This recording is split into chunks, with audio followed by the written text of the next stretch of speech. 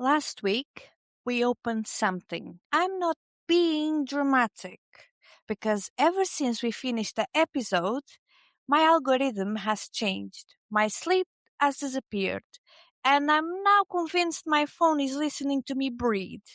Your phone has been trying to escape you for years. It's not listening, it's pleading.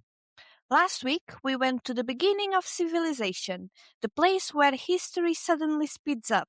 1 minute, humans are wandering around in animal skins, struggling to figure out fire. The next minute, cities, writing, astronomy, mathematics, laws, gods descending from the sky in shining chariots like they got VIP pass to humanity. And we asked the question, a very uncomfortable question. Where did that knowledge come from? Or, and this is just a wild suggestion, humans got better over time. I know that's not as exciting as space teachers and sky WhatsApp groups, but it's a possibility. Right. So humans just casually invented civilization overnight. That's like saying someone woke up one morning and just invented Wi Fi because they were bored. That's literally how most tech startups work. But here's the thing, across ancient cultures, not just Sumeria, we see the same pattern. Egypt, Greece, India, the Americas, stories of powerful beings who interact with humans, beings who brought knowledge, beings who shaped early civilization. Last week, we ended with a thought that I haven't been able to shake. What if those stories weren't just myths? What if they were memories? Right. So this week, we're not just in history anymore. We're in the part where I start questioning my life choices. This week, we're talking about a book that claims to explain where knowledge came from, why ancient world collapsed, what the flood was really about, where demons come from, why giants appear in myths across the planet, and why, at some point in history, someone decided that this was a bit too much for the official version of reality. And by someone, you mean shadowy figures in robes in candlelit rooms. I mean committees, councils, institutions, power structures, religious authorities, and probably at least one bloke called Gregory. There's always a Gregory. This book used to be widely read. It influenced early belief, and then it disappeared. Not burned, not destroyed, just removed, ignored, and left out. Like a family member who says something awkward at Christmas and never gets invited again. Or, like you, after 3 glasses of wine. I'm going to ignore that. You know that I'm preparing a Bible mega series to present to the audience, and the more I looked into this book, the more unsettling it became. Because it doesn't just talk about angels and heaven, it talks about rebellion, interference, acceleration. It claims that long before recorded history, humanity was changed. The civilization did not grow naturally, it was pushed, and that the consequences were catastrophic. So it felt fitting to get this book out there after the Sumeria episode. You're saying this book basically claims humans got a cheat code and then broke the game. Exactly. And I'm guessing this is where the giants come in because every culture has giants. Every culture also has floods. And every culture also has that one uncle who insists he's part giant after 2 beers. Yes, but here's the part that shook me at the most. The Bible mentions giants briefly, almost casually, and then moves on like nothing happened. But this book explains them, names them, describes them, explains why they existed and why they had to be wiped out. Basically, the official version is the trailer. And this is the director's cut. Exactly. And here's where it becomes even more disturbing, because this book doesn't just describe the past, it describes pattern, cycle, knowledge given too early, power gained too quickly, humanity crossing a boundary, a collapse, then reset. And I couldn't stop thinking, what if that cycle didn't end? What if we are in it right now? Right, so we've got artificial intelligence, genetic editing, brain-computer interfaces, and you're saying this book basically says, been there, didn't end well. Yes, maybe in other way, but yes. Because the first time in history, we are not just learning about the world, we are rewriting it. We are altering ourselves, creating intelligence, playing with evolution. The way I see it, we are becoming the watchers. That is deeply uncomfortable. And if this book is even metaphorically true, then the most dangerous thing humanity has ever done is not war, is not technology, is forgetting what happened the last time we crossed the line. So what you're saying is, last week we met the ancient teachers, and this week we find out what happened when the students went too far. Yes, today we are diving into the most mysterious, controversial, and mind bending text in religious history, the Book of Enoch. And by the end of the episode, you might start to wonder whether the story of angels, giants, and the flood isn't about the past at all, but about us.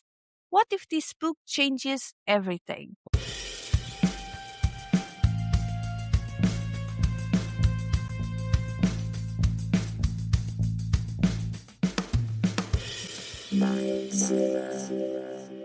Welcome to Mindzilla.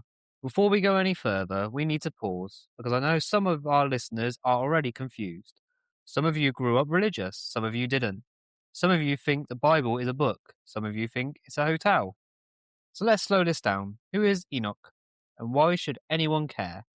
Because right now, he sounds like a background character who got cut from the final edit. And that's the strange part, because if you open the book of Genesis, which is the very first book of the Bible, you'll find the early story of humanity. Creation, Adam and Eve, the fall, the early generations, and buried inside those early family trees, it's Enoch. And when I say buried, I mean it gets a couple of sentences, that's it. So, we're talking about a man who is basically mentioned in the credits. Special thanks to Enoch. Pretty much. But those few sentences are bizarre. Because in this ancient text, which was written thousands of years ago, you see the pattern of human life. Before people are born, they live, they have children, they die over and over again. And then suddenly you get to Enoch, and the pattern breaks. It says he walked with God, and then it says that God took him. Sorry, what? That's not a death, that is kidnapping. Exactly. It doesn't die, doesn't age, there is no funeral, it just disappears. So this man goes for a walk and never comes back, and nobody writes a missing person report. And this is why Enoch fascinated early readers, because this is completely unique in that part of the text. Every other human dies, but Enoch is taken, and ancient readers ask the same question modern people do. Taken where and why? Right, but when you say walked with God, what does that even mean? Because I've heard that phrase before and I always assumed it meant he was a nice bloke.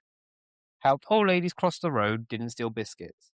That's the modern interpretation, but in ancient literature, that phrase meant something deeper. It suggested close contact, communication, access. This was someone who wasn't just religious. He had a direct relationship with the divine, and in the ancient world, that was extremely rare. So he's basically the VIP guest at the cosmic party. Yes, and this is where it gets interesting, because for hundreds of years, early Jewish communities didn't just read those two sentences and moved on. They asked questions. What did he see? What did he learn? Why was he taken?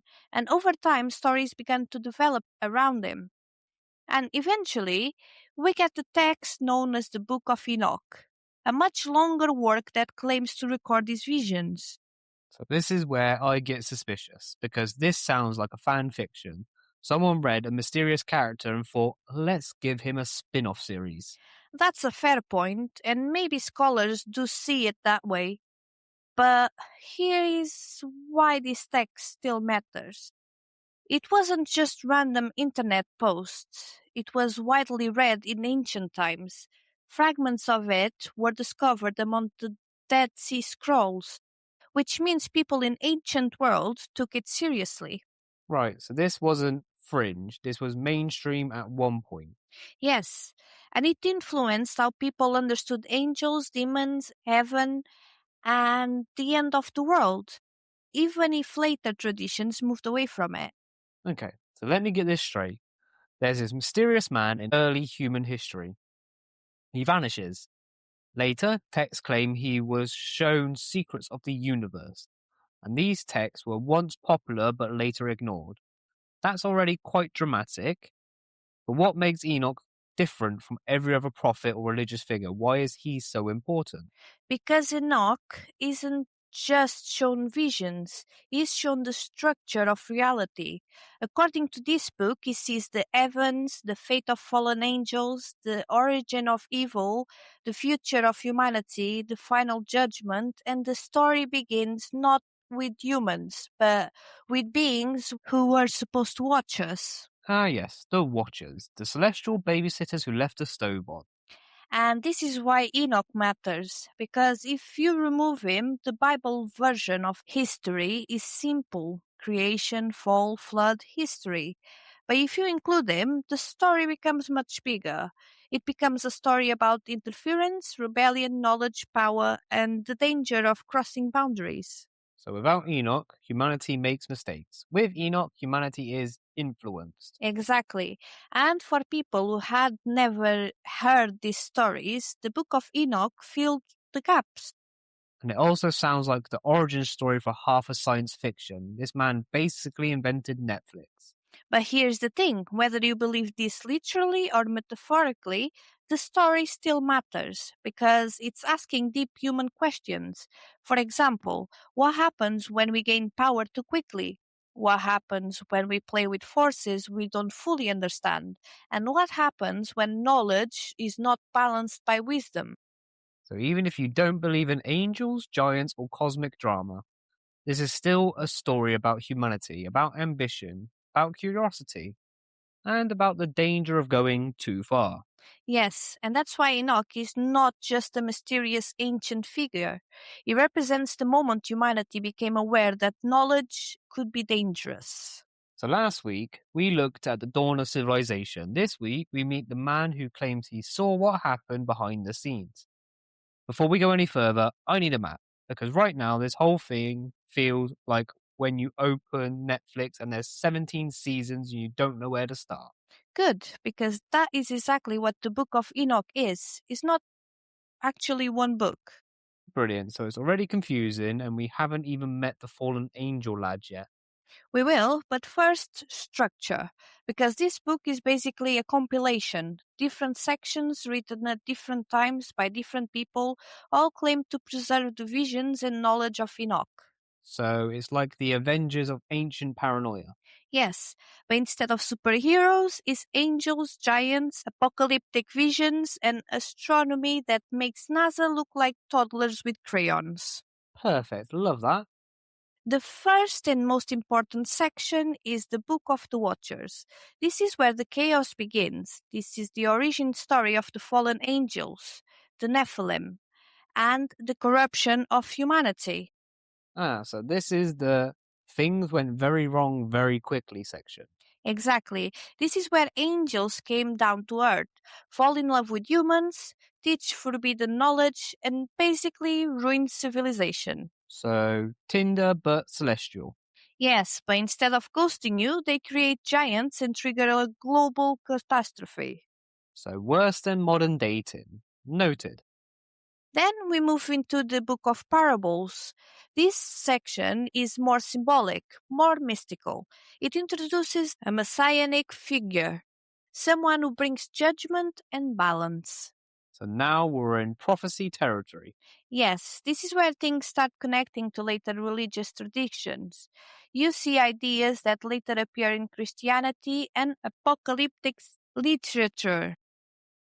So this is where conspiracy theorists start drawing lines with red strings on walls. Oh, the red string is coming, don't you worry. Now, the astronomical book. Wait, the what? the astronomical book.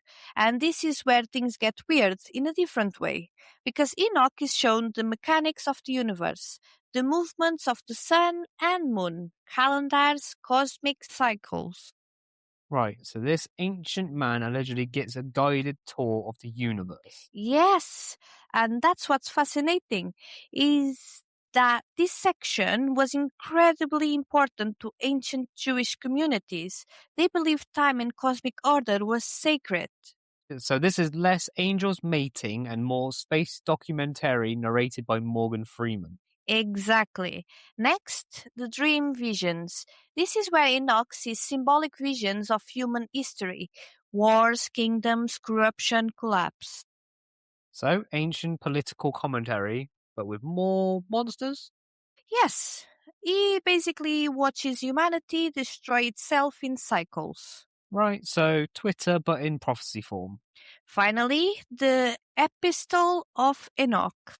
This is more of a warning, a message to future generations, a call to wake up, to live differently, to avoid the mistakes of the past. So ancient self-help. If your life coach had seen apocalyptic visions and giant cannibal monsters, then yes. Okay, so let me get this straight. This book has fallen angels, giants, cosmic secrets, prophecy, astronomy, judgment, and a motivational speech at the end. Correct. And this doesn't make it into the Bible? No, but parts of it differently influenced the Bible, especially ideas about angels, demons, and the end of the world. So it's like the banned extended cut.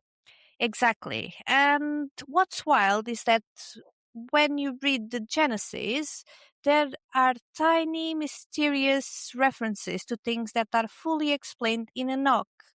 So Genesis is like a trailer, and Enoch is the full horror movie. Yes, and that's why this summary at the start matters. Because once you know this structure, everything we're about to explore makes more sense. Right, because we are about to meet the Watchers. And once you hear what they did, you will never read ancient history the same way again. Great. I'm already sleeping with the lights on. So, now that we know the roadmap, let's open the first chapter. Let's meet the beings who changed everything, the Watchers. Right, I'm ready. I've had water, I've stretched, emotionally, spiritually, and physically. I'm prepared. Who are these Watchers and why do they sound like a dodgy Netflix documentary?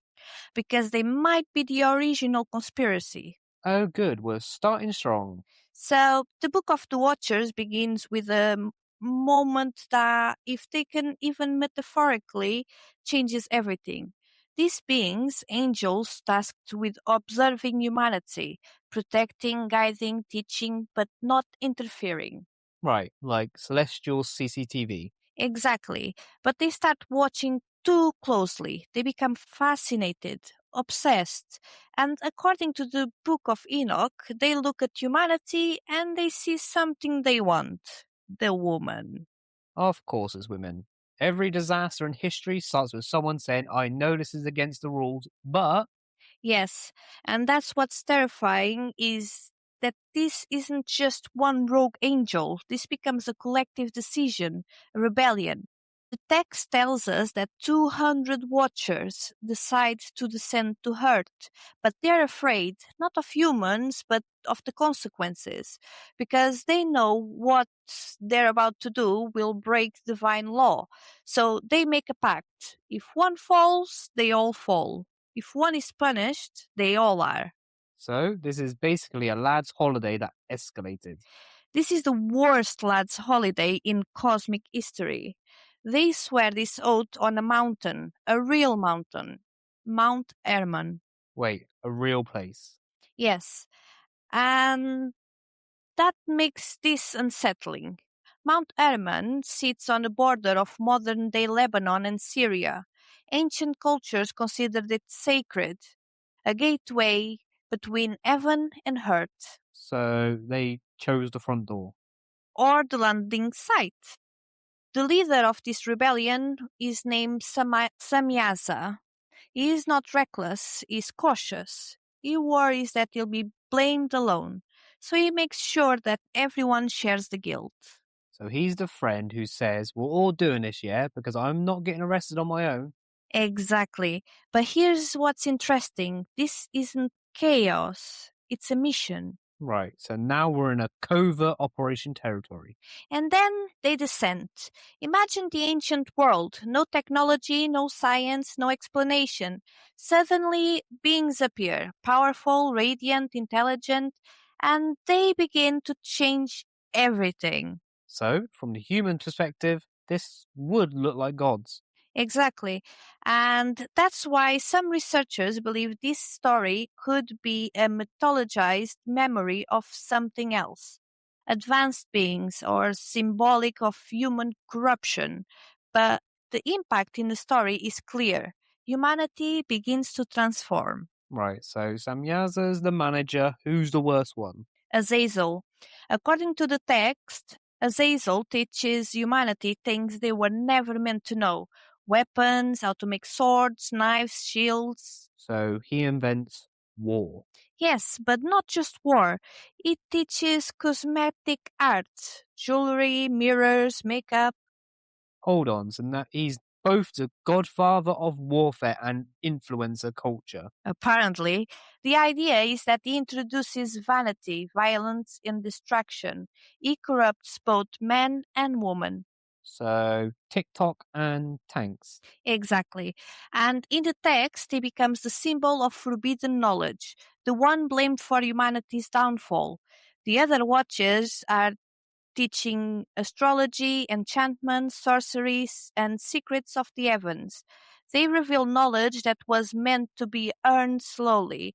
Instead, humanity leaps forward, but without wisdom, without morality, and chaos follows. So basically, we skipped the tutorial and went straight to the final boss. Exactly. Violence increases, corruption spreads, society collapses. The Watchers don't just observe, they rule and dominate. The text says the earth itself begin to cry out. Right. I know you love this stuff, but let me be the normal person for a second, even metaphorically. This is terrifying because it sounds like power without accountability and knowledge without ethics. Yes, and that's why this story still resonates, because it asks what happens when humanity receives technology before wisdom. So are you saying this is like AI?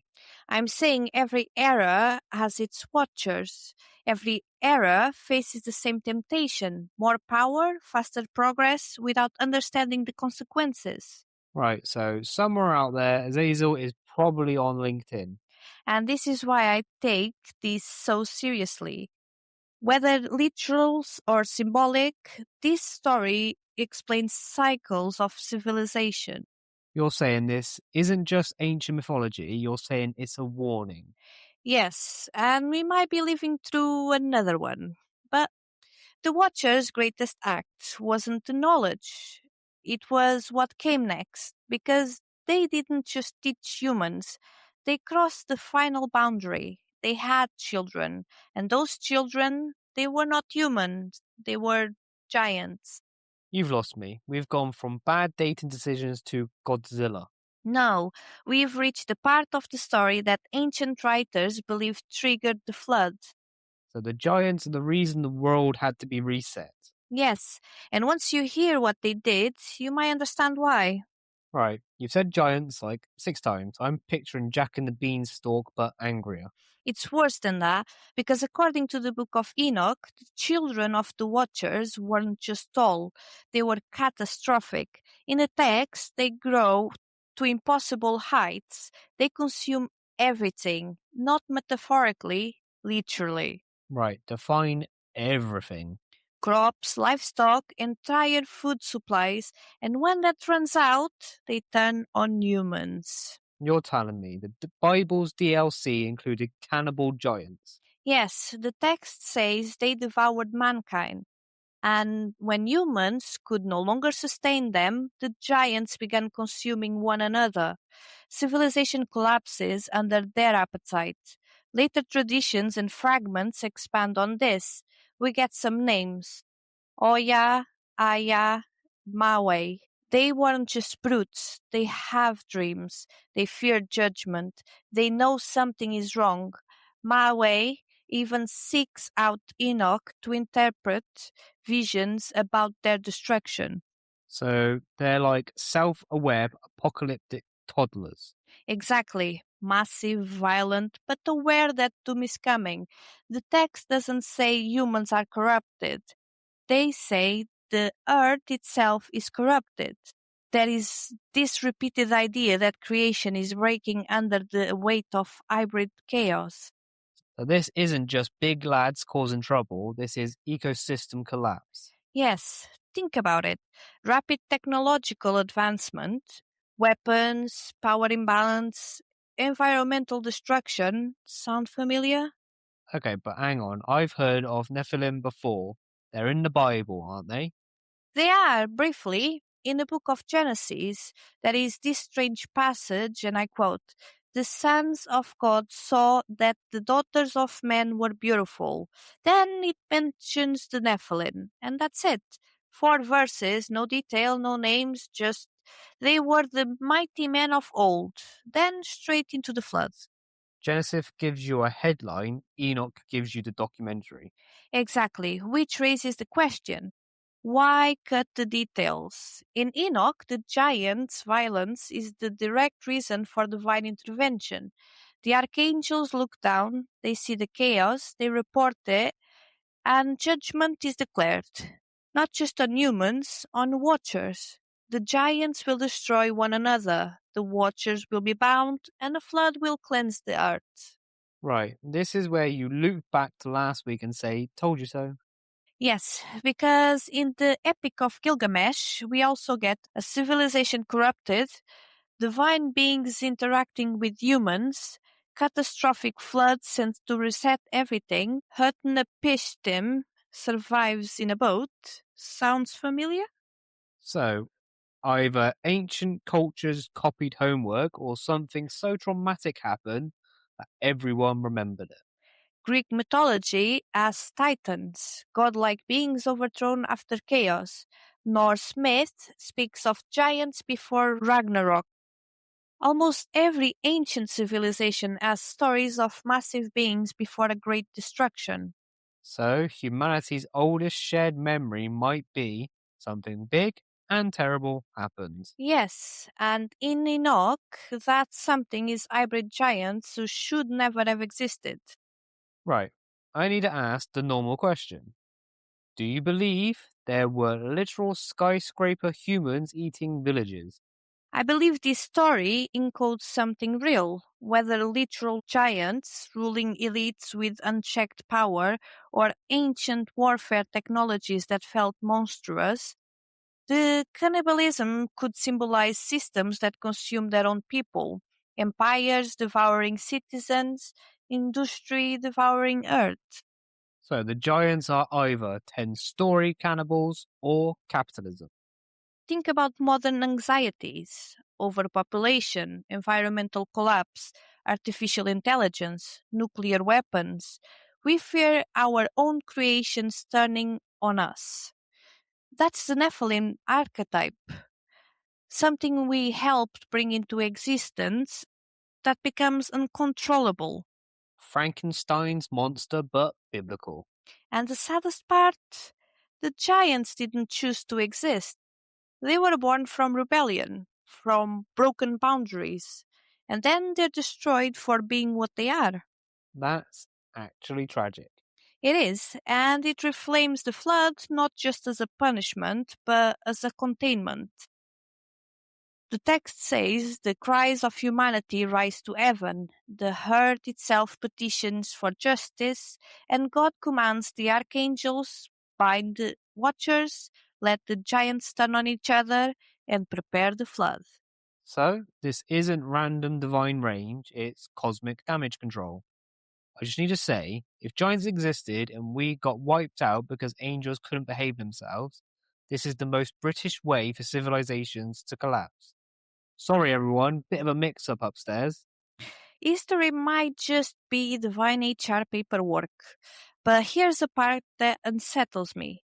After the flood, the Bible itself says something strange.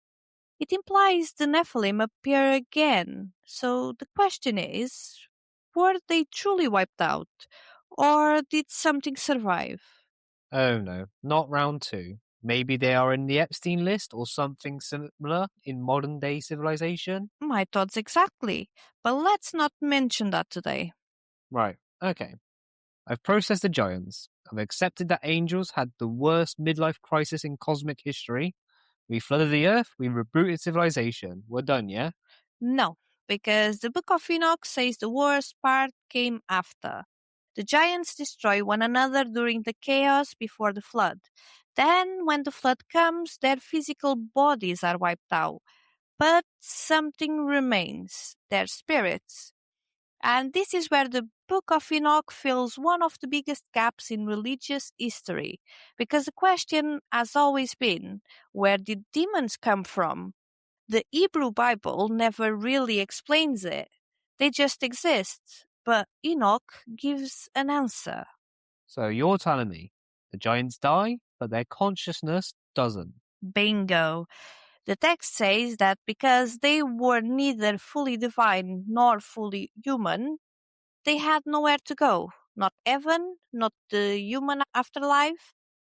They became trapped and restless. So demons are basically failed hybrids. Yes, spiritual pollution. This idea shaped huge parts of later theology. Early Jewish and Christian thinkers debated this constantly because it explains why evil seems external, why people feel influenced, why destructive urges feel invasive. Instead of saying evil is just human nature, Enoch suggests something darker, that humanity lives in a contaminated spiritual environment. So you're saying the world is haunted by the consequences of the rebellion. Exactly. The Watchers created something that could not be undone. Right. So in the normal Bible, demons just pop up in the New Testament like surprise DLC. Yes, in the New Testament, you suddenly have possession, exorcisms, and spiritual warfare, but no origin story. Enoch provides one, and here's the wild part. Many early Christians believed this explanation. Some church fathers quoted Enoch as authoritative. So why remove it? That's the mystery. If demons are the result of angelic rebellion, that raises uncomfortable questions. It implies corruption in the divine order. It suggests humans are victims of cosmic events beyond their control. And it reframes evil as systemic, not individual. Which would make organized religion a bit harder to manage.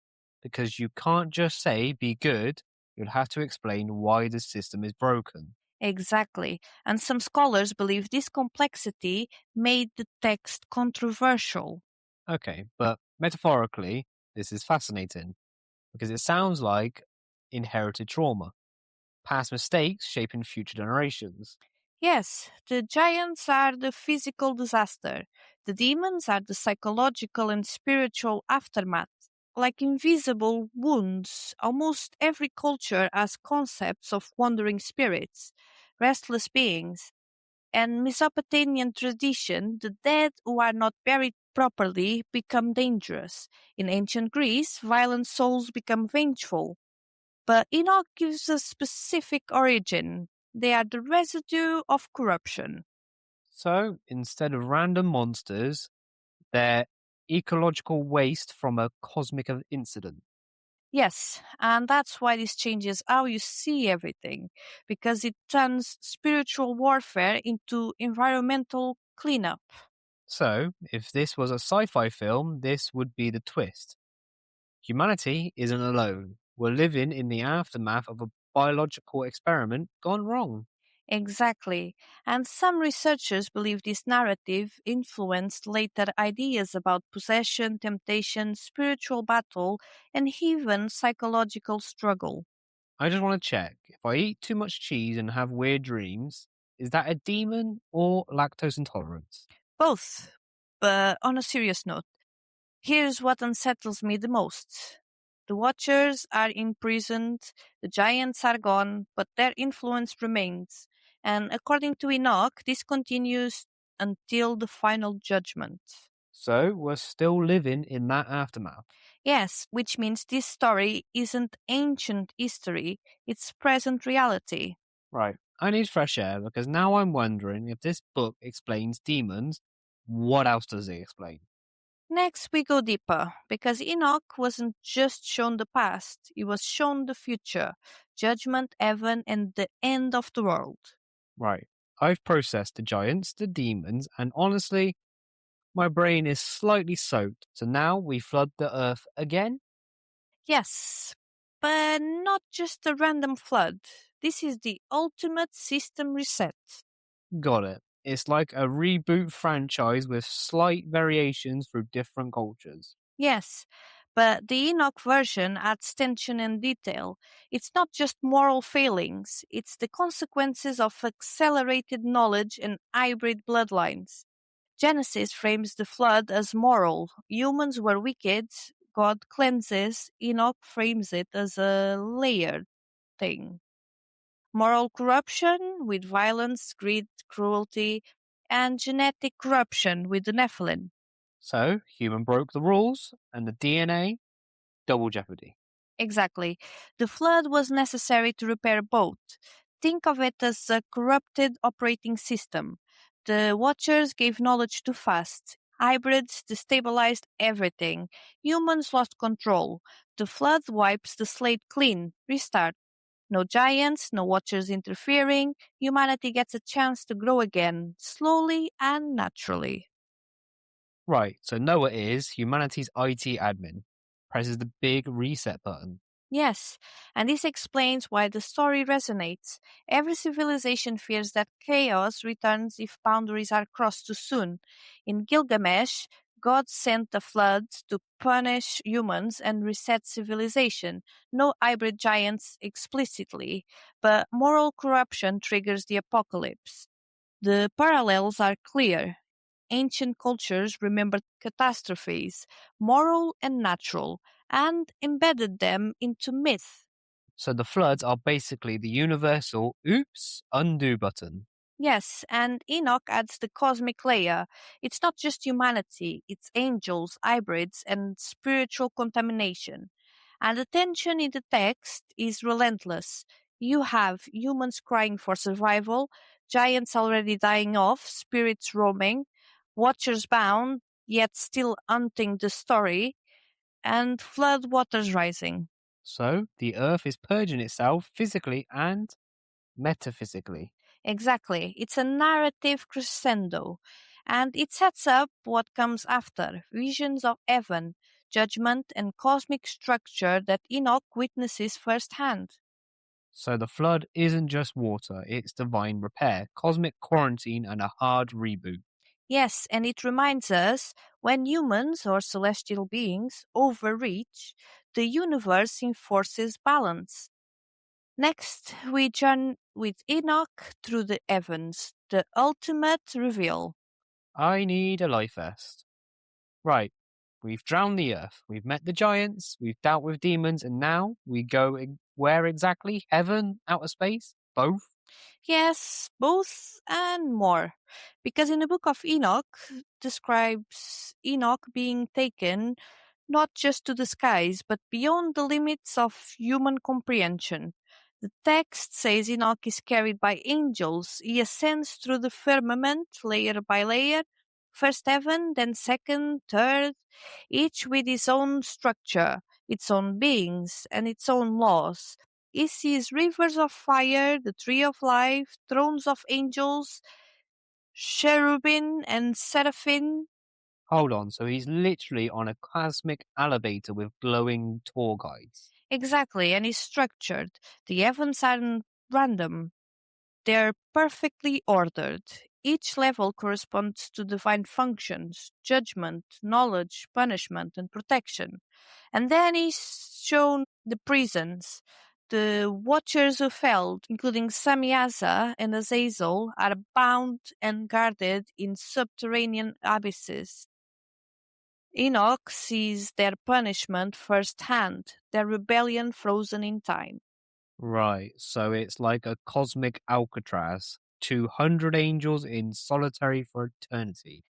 Yes, and the text emphasizes their lament, their awareness of wrongdoing, their inability to escape. Enoch then walks through what the book calls the cosmic architecture, the foundations of the heavens, the courses of the stars, the regulation of the seasons, the mechanics of celestial bodies. It's essentially the universe explained as a living, breathing organism. So he's reading the ultimate NASA blueprint, and it's not on paper, it's holographic. Yes, and it's overwhelming. The stars are not just objects, they're instruments of divine law. And the sun, moon, and planets move according to rules he must witness to understand. And then is shown visions of the future, the judgment of the fallen, the coming of the Messiah, the ultimate fate of humanity, the final end of the world. Everything is interconnected rebellion, punishment, restoration. So this is like Star Trek meets Apocalypse Now with angels. And yet profoundly spiritual. Every vision has meaning, every punishment, every glory serves a cosmic balance. And what hits me is that Enoch is not just a spectator, he's a messenger. He sees, he understands, he bears the knowledge back to humanity. The weight of truth is immense. And that is what makes the story so human. So we're saying we're listening to a cosmic tour guide who's seen everything and we're only in an economy class. Yes, and this journey is the climax, because after witnessing divine order, punishment, and the machinery of creation, he returns to the earth forever changed. This is so sci-fi it hurts. I mean, heaven as a multi-level, hyper-structured system, orbital mechanics taught by angels, prisons for rogue space pilots. Exactly, and this is why the book resonates even today. It's visionary, mystical, and terrifyingly detailed. It's not just religion, it's cosmic law, ethics, and the consequences of rebellion. Enoch sees the punishment, the order, and the ultimate plan. And he returns and carries the message balance must be maintained, knowledge must be respected, and chaos will always return if boundaries are ignored. I'm exhausted, but also inspired, but mostly exhausted. I feel like we've emotionally peaked. Surely now we get some closure. We do, because every story needs justice, and the Book of Enoch gives one of the most dramatic justice arcs in ancient literature. After the flood, the destruction, and the collapse of the hybrid world, the focus shifts, not to humanity, but to the Watchers, because the text makes one thing clear. They started this, and they will answer for it. According to the Book of Enoch, divine justice is not rushed, it is precise, measured, and inevitable. So this is less angry lightning bolt and more cosmic court case. Exactly. The Archangel Raphael is sent to deal with Azazel, the one who taught humanity weapons, warfare, vanity, and forbidden knowledge. He is bound, cast into a deep desert abyss, covered in darkness, sharp stones beneath him, and the test says he will remain there until the final judgment. So he's in the world's worst Airbnb. No Wi-Fi, no daylight, just rocks and regret. Yes, but here's the key. This isn't random punishment, it is containment. The damage he caused cannot be undone, so he must be restrained. Samyaza and the other watchers are also bound, chained beneath the herd, aware, conscious, watching history unfold without them, waiting. That's worse than death because they know what they did and they have nothing but time to think about it. Exactly. And this is where the story becomes deeply emotional because they ask Enoch to intercede for them, to plead their case, to ask for mercy. Wait, they ask Enoch The human. Yes, the beings who once ruled the world now beg a man for help. It's reversal of power. They give Enoch a petition, he takes it to heaven, and he waits. And what happens? They are denied no forgiveness, no release, because they crossed a boundary that cannot be reversed. This is the heart of the humans. This isn't revenge, it's repair. Yes, the Watchers were powerful, ancient, and intelligent, but power doesn't exempt them from consequences. And this is why the story still resonates, because it suggests something terrifying and hopeful at the same time. No one is above the law, no kings, not empires, not even angels. So the real message isn't fear, it's accountability. Yes, and that's why this section gives emotional resolution. The chaos has a cause, the suffering had a source, and justice was served. But the story doesn't end in chains. It ends with waiting until the final judgment, until the universe is fully restored. So they're still there, right now, in the story, watching humanity rebuild, watching us repeat the same mistakes. Yes, and that's the unsettling part, because the Book of Enoch suggests that the consequences are still unfolding, and the question remains, have we learned anything? Or are we still standing at the edge of the same mistake? Right, I think we are finished. I feel like I need a spiritual chiropractor. We're not finished, because now we reach the part that quietly shaped huge parts of Western religion, the part that makes scholars very uncomfortable, the Book of Parables. Up to now, the story has been chaotic, rebellion, corruption, consequences. But this section shifts. It's less about the past and more about the future.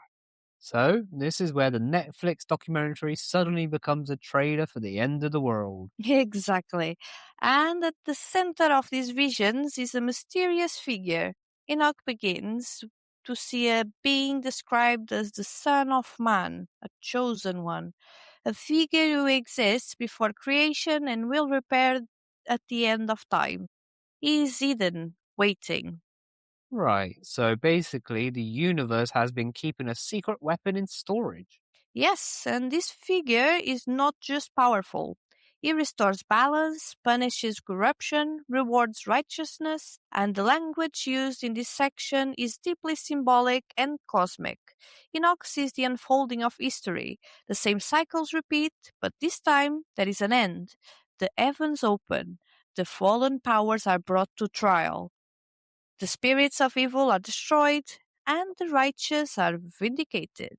So, this is not just a courtroom, this is the final court. No adjournments, no appeals, no clever lawyers. Exactly, because it promises that injustice is temporary, that suffering is seen, and nothing escapes accountability.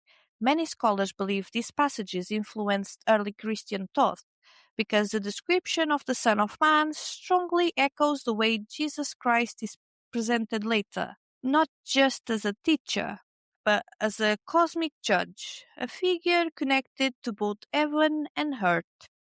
So, you're telling me that when early followers started describing Jesus this way, they may have already had his framework.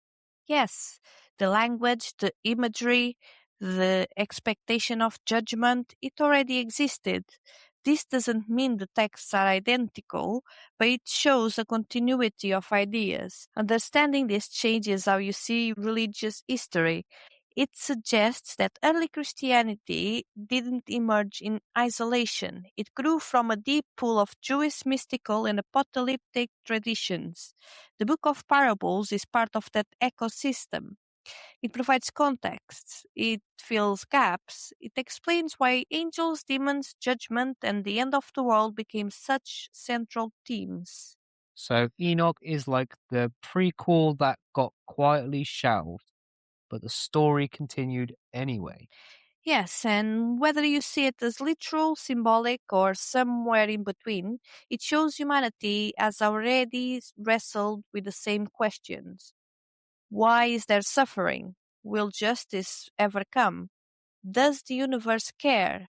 The Book of Parables ties everything together, from the rebellion to the punishment and the promise that history has a direction, that chaos is not the end, that balance will be restored. Right, so after everything we've heard tonight, this is the part that gives hope. Yes, but it also gives responsibility, because if judgment exists, then what we do matters. And that brings us to the final question. If Enoch saw the past and the future, then why was this book removed? And what does that mean for us now? You always end on the most terrifying note. Right, we've had angels misbehaving, giants eating villagers, demons floating around like cosmic litter. And now we're doing spreadsheets? This might be the strangest part of the entire book, because after all the chaos, Enoch is shown something incredibly specific: calendars.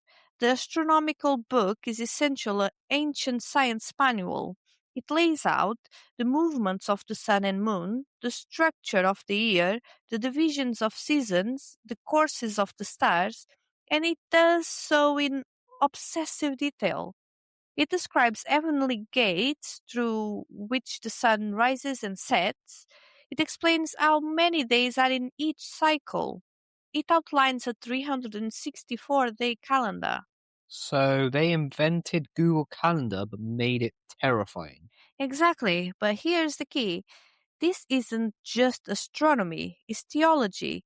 Time itself was sacred. Unlike the lunar calendar used in mainstream Judaism at the time, this system is solar, divisible into 4 equal quarters of 91 days. No drifting, no adjustments. And the text insists that this is the correct calendar, the one ordained by heaven. Right, so someone was absolutely furious about admin errors in ancient Jerusalem. You joke, but calendar disputes were huge. Different groups argued about when festivals should happen, when holidays should fall, and this text, Enoch, is shown the true cosmic timekeeping system, which implies something bold. Human religious authorities might be getting it wrong. After everything we've covered, this section is almost calming. The sun moves precisely. The moon follows law. Stars don't rebel, they obey, and the universe runs on structure. So, unlike angels, the stars behave themselves. Yes, and that's the point. Creation works when it stays within its design. Chaos happens when boundaries are crossed. Now, here's where it gets fascinating for modern listeners. Some scholars see this as early scientific observation, careful tracking of solar cycles, agricultural necessity, ancient sky watching turned sacred. Others see it symbolically, the heavens as a metaphor for moral order. But either way, this section shows something remarkable. Ancient people weren't ignorant, they were deeply observant. They cared about precision. So, this isn't random mysticism, this is structured cosmology, almost like an ancient NASA. Exactly. And it suggests that whoever wrote this part believed if you understand the heavens, you understand divine intention. Think about it. The Watchers fell because they broke cosmic law. The giants destroyed the earth because boundaries were ignored. The flood restored order. Now we're shown a universe that functions perfectly when aligned with design. It's a pattern, disorder, correction, structure. So, the astronomical book is basically the universe saying, here's how it's supposed to work, please stop messing with it. Yes, and whether you read it literally or metaphorically, it reveals something profound about ancient thought. They saw time as sacred, the cosmos as moral, the stars as obedient, and humanity as the only thing capable of rebellion. That's quite bleak, actually. The universe is perfect. We're the glitch. Or the test. After giants and demons and the apocalyptic judgment, this section grounds us. It reminds us that beyond chaos there is design. Beyond noise, there is rhythm. The heavens keep moving on time every time. So if the sun's rising through heavenly gates and we're late to work, that's still on us. Always. Okay, now you might think the weirdness would calm down, but it does not. Because now we enter the dream visions, and this is where Enoch basically becomes the ancient world's first surrealist filmmaker. Right, so we've gone from sci-fi to horror, and now we're doing art house. So what? Is this the biblical equivalent of watching Inception after 3 coffees and a panic attack? Honestly, yes. This section is symbolic. It's like prophecy wrapped in metaphor, wrapped in nightmare. And the reason this matters is because it tells the entire history of humanity, but not with people, with animals. Oh, brilliant. So God's like, let's explain civilization, but make everyone livestock. Exactly, but here's the key thing. This wasn't random. This was a very common way of communicating big, dangerous ideas in ancient times. Because if you speak directly, you gain trouble. If you speak in symbols, you survive. And this style later shows up in books like Book of Daniel and Book of Revelation. So this is basically ancient coded messaging, like when people post, I'm fine, smiley face, and you know they are absolutely not fine. Exactly that. So here's the core of the dream visions. Enoch sees history as animals, and we're going to explain this in a way that makes sense even if you never opened the Bible in your lives. In Enoch's visions, the humans equal animals. Specifically, sheep represent those that are the chosen people. Wild animals represent violent empires, and angels appear as shepherds. So imagine humanity as a flock being watched, guided, and sometimes manipulated. So we're all sheep. Great, I knew it. Every time someone says don't be a sheep, they accidentally quote in ancient prophecy. This reflects how ancient people saw power. Empires were predators, regular people vulnerable. History was a survival game. The vision then moves through time. We see violence, kingdoms, corruption, collapse, and many scholars believe this is describing real historical empires like Babylon, Persia, and Greece, the same ones referenced in texts like the Epic of Gilgamesh on our last episode and later Jewish writings. So this is basically the ancient Netflix docuseries Rise and Fall of Empires, but with goats.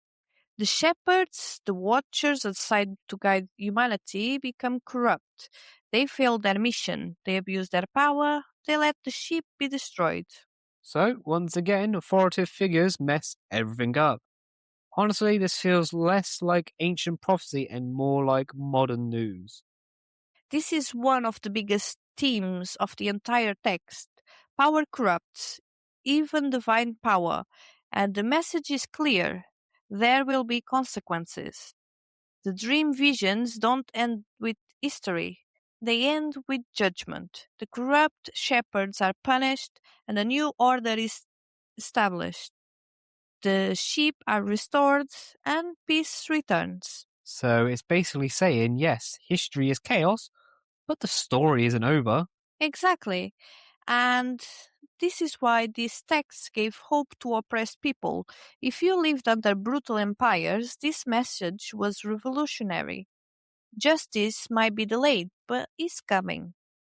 Now, here's why this part is so important. It connects everything. This is a full worldview.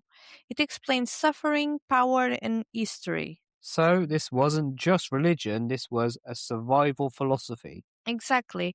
And it answers the big question people have always asked: why does evil keep winning? The dream visions say it doesn't win, it just hasn't been judged yet. That is both comforting and terrifying. Because if that's true, then history isn't random, it's a test. And that leads us perfectly into the final section of the book, because after everything Enoch's seen, he now delivers a final message to humanity, a warning. And this next part, it's the most direct, confrontational, and urgent section of the entire text. So what you're saying is we've reached a part where the ancient prophet looks directly at the camera and says, "Sort your lives out." Exactly. Enoch speaks directly to humanity, not in metaphor, not in dream language, plainly. Which is never good. When the mysterious ancient prophets stop being symbolic, that's when you know you're in trouble. The first message is simple: stay humble. Enoch says the righteous will shine, but the arrogant will fall. And arrogance in this text isn't just pride. It's thinking you are above order, morality, or consequence. And that theme has run through the entire book. The angels thought they were above the law. The giants thought they were untouchable. Civilizations thought they were permanent. And all of them fell. So, the moral so far is if you start saying rules don't apply to me, you're about 3 chapters away from divine smiting. Exactly. And what's fascinating is how modern that feels. Because we still live in a world where power convinces people that they are immune. Enoch point is brutal. No one is immune. Not angels, not kings, not nations, not us. The second warning is about corruption. Enoch talks about wealth gained through injustice. Violence justified the strength, systems built on exploitation. He says they look stable, but they rot from the inside.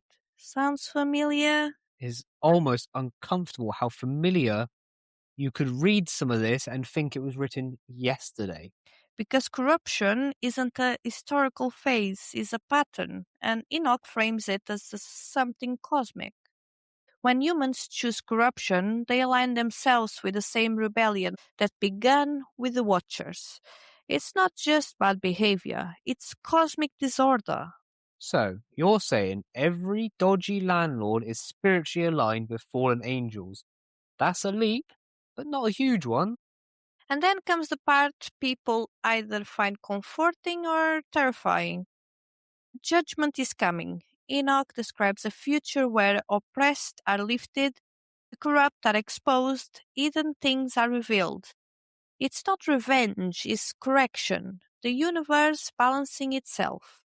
Which is very bold thing to believe when you're living under an empire that looks unstoppable.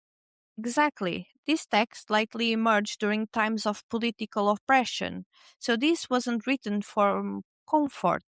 It was written from survival. It told people what you're seeing isn't the final version of reality. History bends toward reckoning. Here's the deeper layer. The Book of Enoch doesn't just predict judgment, it asks a question. If the universe has structure, if time has order, if corruption eventually collapses, then how should you live? Not in fear, but in awareness. You don't control history, but you control your alignment within it. So, the takeaway isn't panic, it's pay attention.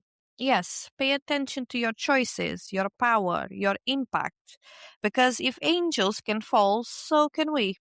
Enoch never claims humanity is doomed. He says there is a path of righteousness, a path of humility, integrity, and it shines. That's how it ends it. Light. After giants, demons, floods, empires collapsing, just light. Which is surprisingly hopeful for a book that started with cosmic rebellion. Maybe that's the point. The universe may be vast, history may be brutal, power may be corrupt, but none of that removes responsibility. The Book of Enoch leaves us with the uncomfortable truth. Judgment isn't just something that happens at the end of time, it's built into reality, like cause, effect, consequence. So, the real apocalypse might just be accountability. Exactly. Power falls, corruption collapses, the returns. The question is only where do you stand when it does? Right, so after everything we've just gone through, I have one question. If this book was so important, why isn't it in the Bible? The Book of Enoch didn't just disappear by accident. It was slowly pushed out. And the reasons are complicated, messy, and depending on who you ask, either completely reasonable or deeply suspicious. Let's start with the academic explanation. Most scholars say the book wasn't included because of authorship and timing. The text claimed to be written by Enoch, the great grandfather of Noah. But historically, parts of the book were likely written between 300 BCE and 100 BCE, so thousands of years after Enoch supposedly lived. So basically, someone ghost wrote for a guy who had been dead for millennia. That's like me writing a book and saying it was Shakespeare. Exactly. Ancient cultures often wrote in the name of famous figures to give authority. And from an academic perspective, this was a problem. If the book wasn't truly written by Enoch, many early religious leaders felt it couldn't be considered scripture. The second reason, and if I'm honest, the one I think it is too, is theology because this book raises questions that made religious authorities very uncomfortable. For example, it suggests evil doesn't begin with humans, it began with angels. That shifts responsibility and it complicates the idea of sin. So instead of humans messed up, it's interdimensional beings interfered, which I imagine is harder to put into a Sunday sermon. Later theology simplified things. Humanity sins, is judged, and is saved. The Book of Enoch makes the story bigger, stranger, and harder to control. Another factor is the book is incredibly complex. Multiple authors, different visions, strange cosmology, ancient astronomy, symbolic history. Early religious communities were trying to unify doctrine. They needed consistency, and the book introduced too many variables. So it wasn't just controversial, it was messy. And religious institutes hate messy. They were building a framework that ordinary people could follow. This text required deep interpretation. It wasn't simple. That made it difficult to standardize. But here's the twist some people don't know. The book was never fully lost. It was preserved in Ethiopia. The Ethiopian Orthodox Tewahedo Church still includes the Book of Enoch in its biblical canon. To them, it's not apocrypha, it's scripture. So one of the oldest continuous Christian traditions in the world just quietly said, no thanks, we're keeping the angel giant chaos. Yes, which raises a fascinating question. If the global church eventually rejected the text, why this ancient branch preserve it? Some scholars believe Ethiopia maintained older traditions that other regions moved away from. Others suggest isolation protected these teachings. Either way, it shows that early Christianity wasn't as unified as many assume. So, here's the balanced truth. There wasn't one secret meeting where someone said, hide this book forever. Instead, the process took centuries. Which is less dramatic but more realistic. Institutions don't always hide things, sometimes they just drift away from them. But here's where my suspicion comes in, because even if the process was gradual, the result is still powerful. A book that explains demons, expands the flood, connects angels to corruption, describes cosmic order, influenced early Christianity, and yet most people never hear about it. That matters. Not because it proves a conspiracy, but because it shows how history is shaped by what is preserved and what is forgotten. So you're not saying there was a secret plot, you're saying something even more unsettling, that entire worldviews can disappear quietly.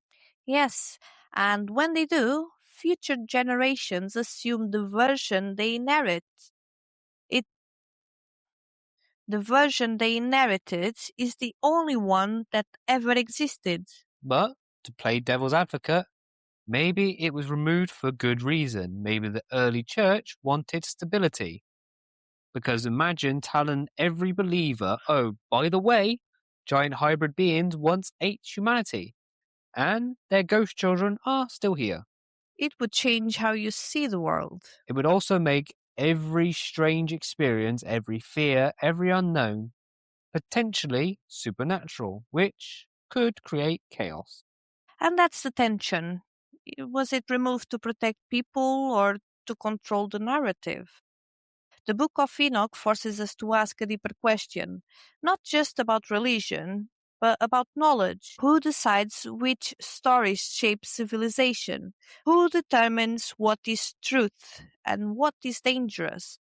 And what happens when ancient voices are silenced, not violently, but simply through time, neglect, and evolution? And maybe the real mystery isn't that the book was removed, it's that it survived at all.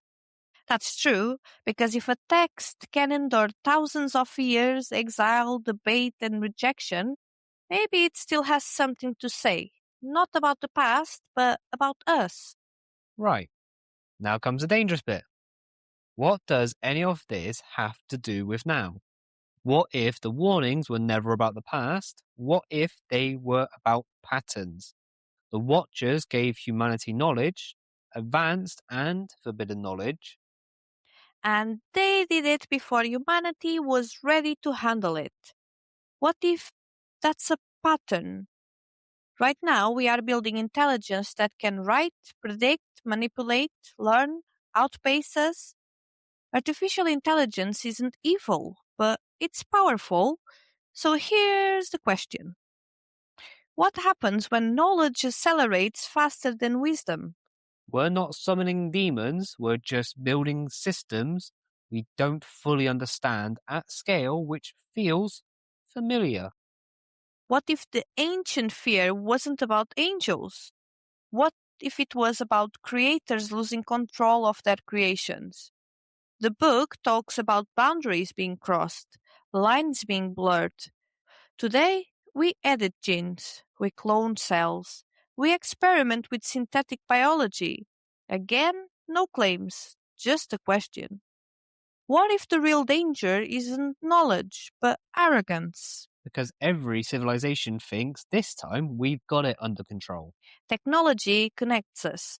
It also surveils us, empowers us, distracts us, liberates, and destabilizes.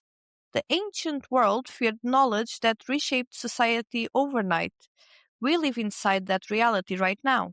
That's not apocalyptic, that's just Tuesday. The Book of Enoch says disorder eventually corrects itself. What if that's not prophecy? What if it's psychology? What if it's human pure nature? Maybe the giants, the fallen angels, and the floods weren't the point. Maybe the point was this: when power outruns humility, collapse follows. When knowledge outruns wisdom, chaos follows. And when systems forget their limits, correction follows. So, here's the only question that matters. Are we humble enough to handle what we're building? And if not, does the universe correct gently or violently? We're not saying we're living in the days of Enoch or that technology equals rebellion. We're saying the pattern feels familiar. And ancient texts don't survive thousands of years because they're random. They survive because they recognize something permanent in us: curiosity, ambition, pride, fear, hope. So, maybe the Book of Enoch isn't about monsters. Maybe it's about maturity. And maybe the most unsettling part isn't what was removed from the canon, is what still applies. What if the story was never about angels falling? What if it was about us learning how not to? So, that's it. From ancient Sumeria to fallen angels to giants, demons, floods, and cosmic judgment, and I don't know whether I feel more comforted or more unsettled. Maybe that's the point. These stories weren't written to make people feel safe. They were written to wake people up. The Book of Enoch survived exile, suppression, translation, fire, war, and time.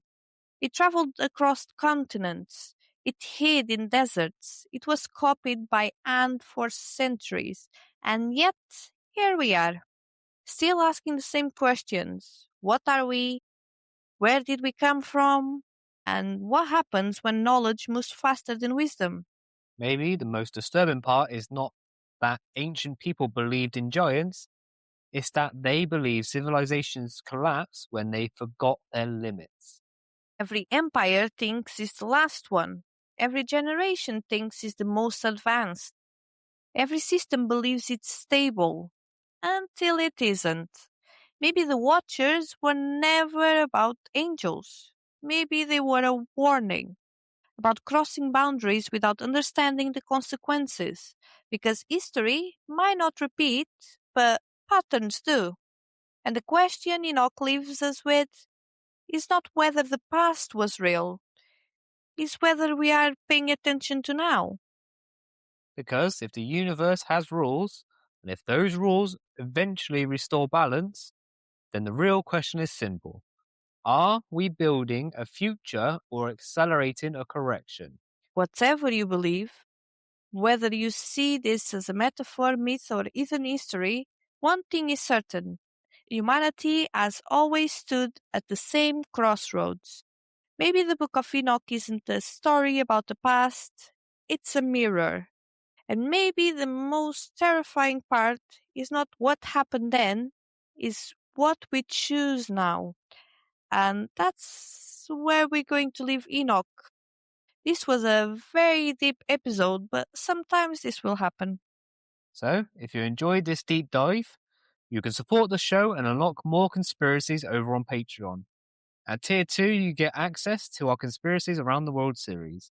And we're currently on Part 3 of Spain. Let's just say, it gets dark.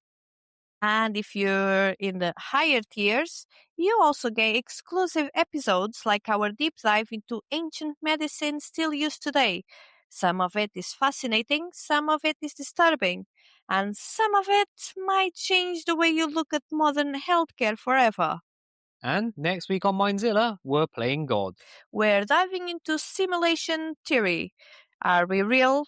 Is this reality coded?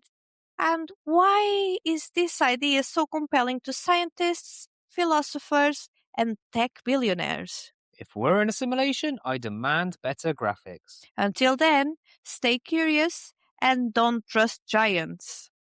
Or anyone offering forbidden knowledge without a user manual? See you next week. Bye!